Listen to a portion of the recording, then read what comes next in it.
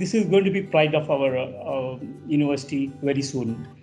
Maybe we would like to position ourselves as probably one of the best, if not the best, in the social sciences and sustainable studies sector. So that's what our aim is.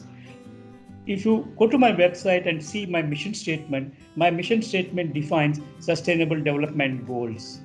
This shows that how conscious and how committed we are. And then having said that, I would also say I've got a faculty of sustainable studies, which is catering to the needs of the social sector.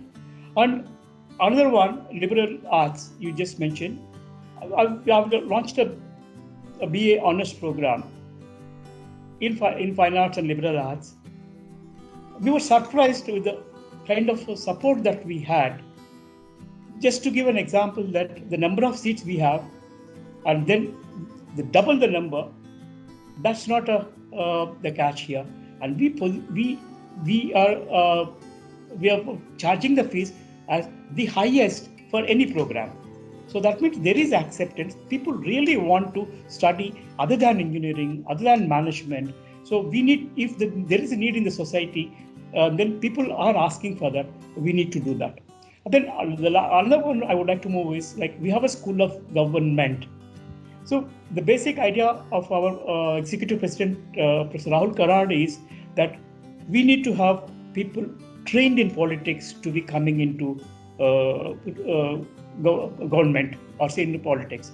It's not that, okay, you just come, you would not even know what a budget is. Somebody talks about what's a fiscal deficit, or maybe what is electioneering, or what is a policy.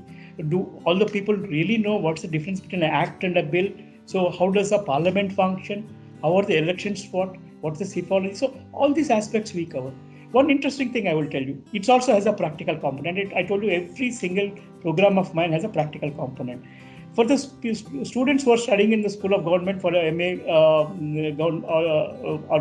governance or something, it's mandatory for him to spend 6 months with a political leader in his constituency during an election.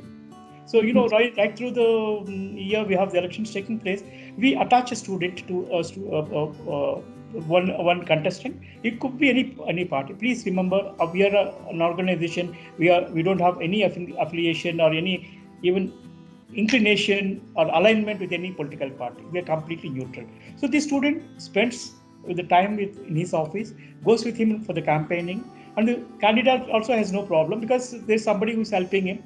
And then he prepares a report how the canvassing is done, how people get into contact, how the booths are managed, how the voting is done, and also gives an analysis of what in his expectation would be the election trends and all that. This is one small example. Even if you're teaching what is simple subject like government, School of Government, the best part of it is the people who teach there in that class. I've got assembly speakers, I've got education ministers, I've got MLAs, I've got MPs.